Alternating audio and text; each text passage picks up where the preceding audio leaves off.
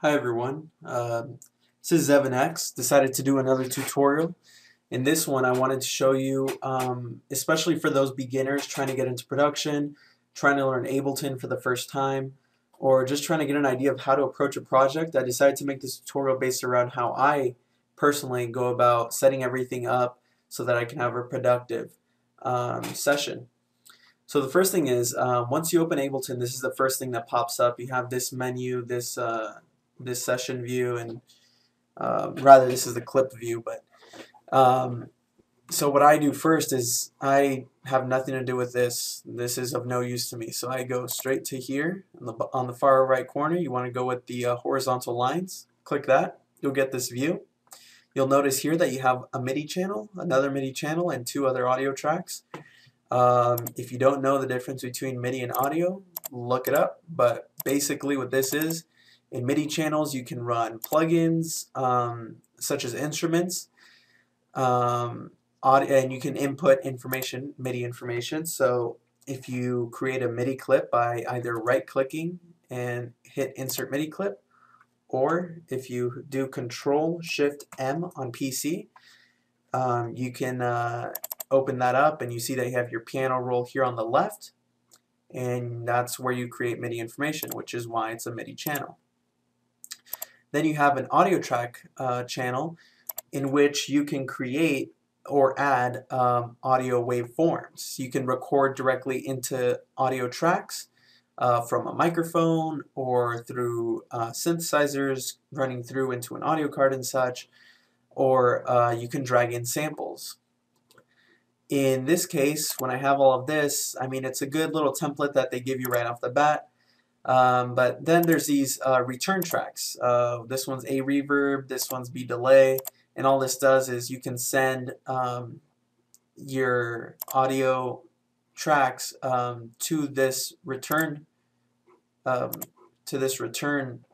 send channel and have the effects applied on there. And on here we have a reverb and a delay. I don't use those, or if I use return tracks I apply my own effects, so I'm just going to delete those.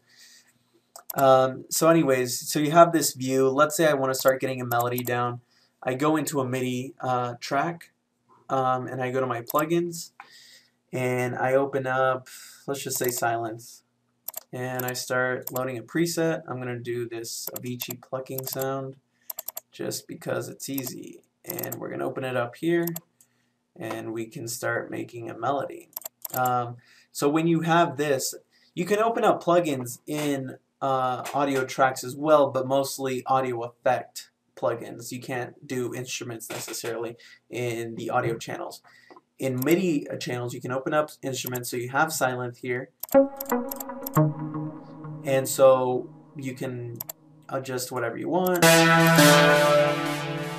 And then it should be able to provide you with some sort of instrument so that you can start creating some of the sounds that you want to hear and start getting in the creative process and start making your melodies. So let's say I just have here my notes. Let's just say I call this whatever.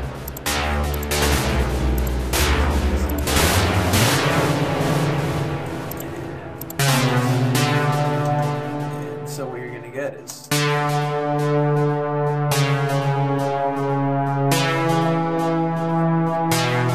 now obviously I just made random notes or whatever, but that's just so you get the idea.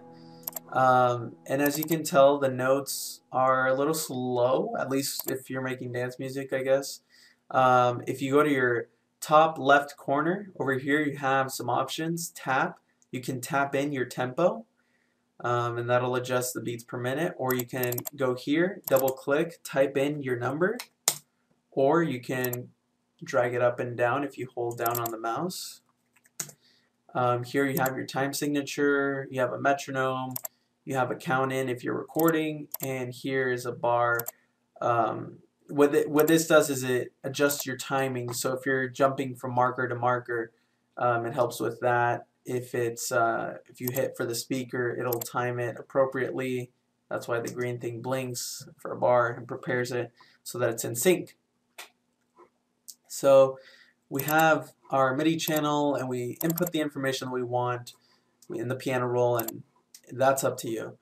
Let's say you want to use an audio track. Let's say you want to get in a kick sample. Let's just say we go here and we go to Afro Pack and just some random kick right here.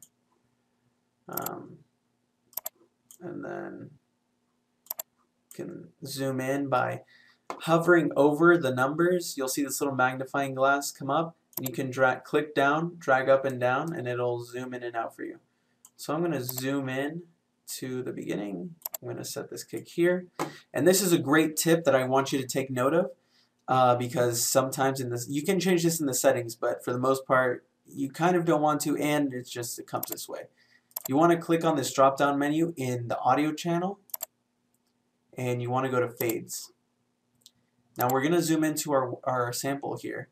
If you notice, these fades, they cut out the attack on this kick and fade out here. Here, it doesn't really matter. There's nothing going on really here in the audio spectrum, but here we have a lot going on. This is the punch and attack of it. As you see, when we drag it, it brought back what the original sample has, because if we bring this back and forth, it's going to get rid of things that we want there to be. And so we bring this back all the way.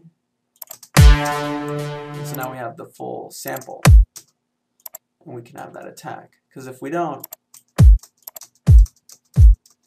then that's all we want. We want attack. So you do that. You set up your beat. You know, let's do a 4x4. There we go. And that's it.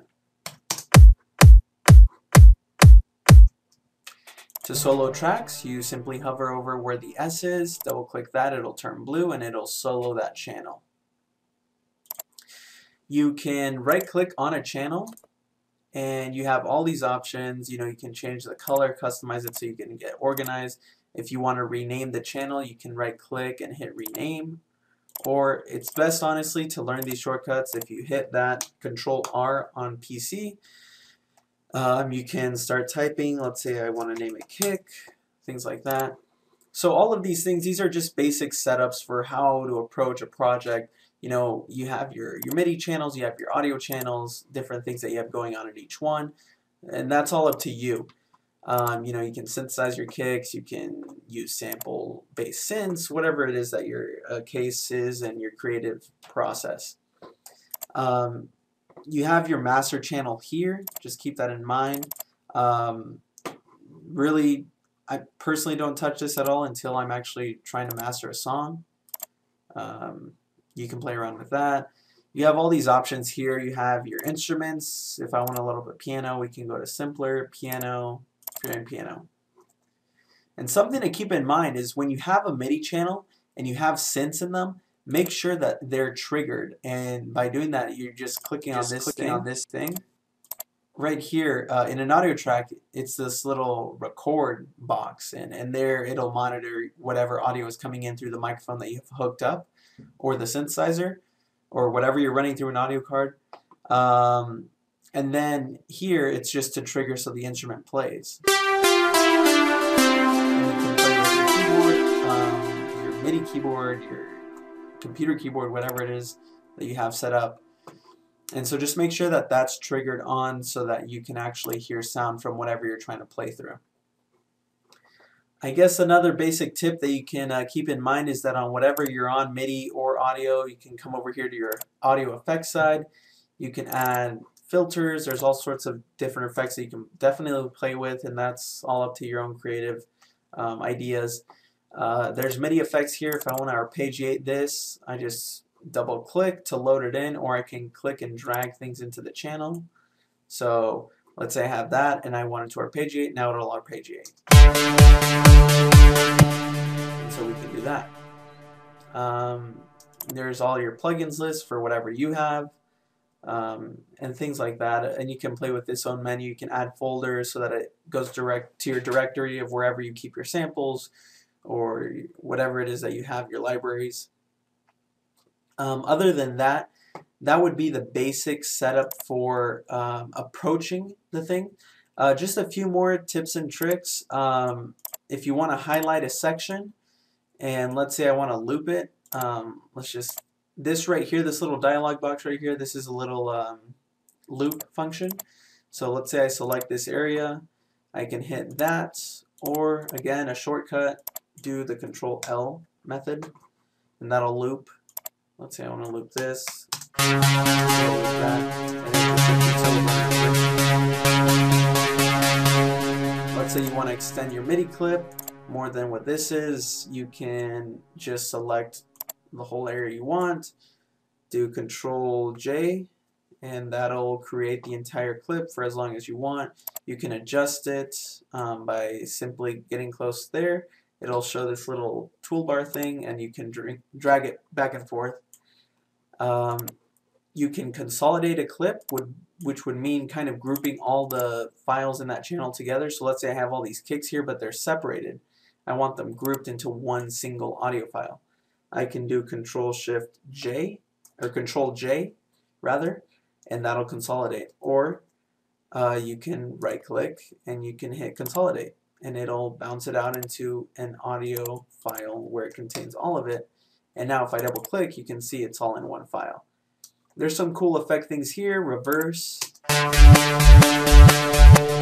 can apply that to a symbol and reverse that, and you have a reverse symbol effect. You can adjust the gain. You can transpose things up and down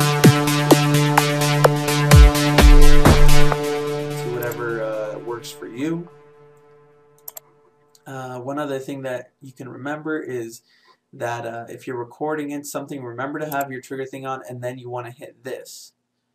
This would be to record in it. You can set the count in for the metronome. You can have nothing, so it's just up to you. But in this case, I have 1 bar count in, so it'll do 1, 2, 3, 4, and then begin recording. You can hit that, and then you can start inputting our information. Just another quick trick that I want you to be aware of is for automations that you make. If you notice here, there's these lines, and all these lines have things that you can change. In this case, let's say I have here it says a silent filter cutoff, and so this will adjust the filter cutoff. Let's say I have this line here kind of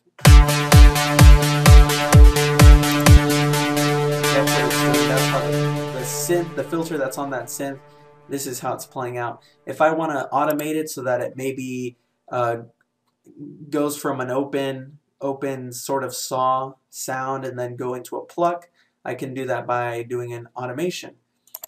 Highlight the section you want, bring your mouse close enough to the line where the blue is showing, click down, drag, and it brings down the whole thing evenly, and it'll space the timing evenly so that it doesn't have to be in an awkward timing, and it has it perfectly on the lines.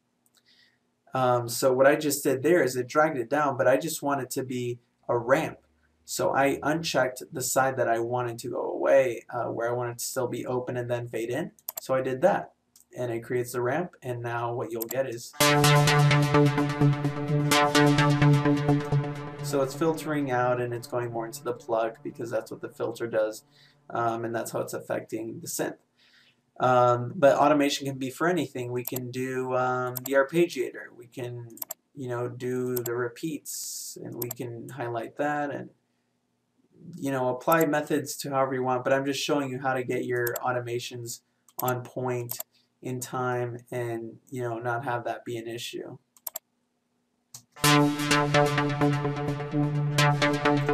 So I hope this tutorial has helped.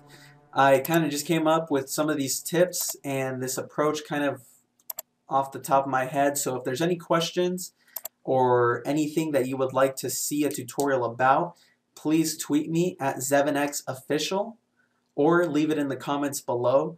Please subscribe, like my videos. Like I said, keep an eye out for what's to come. I'm releasing a lot of new music. I am releasing more tutorials on your requests. And also, please be sure to subscribe to ZevenX on YouTube. That's where I will be releasing all of my music as well as on my channel. And make sure to check out all my social media to keep up with all the times that I'll be releasing tutorials. And that way you don't miss anything and you can be caught up and be on your way to producing more music. I'll see you guys next time.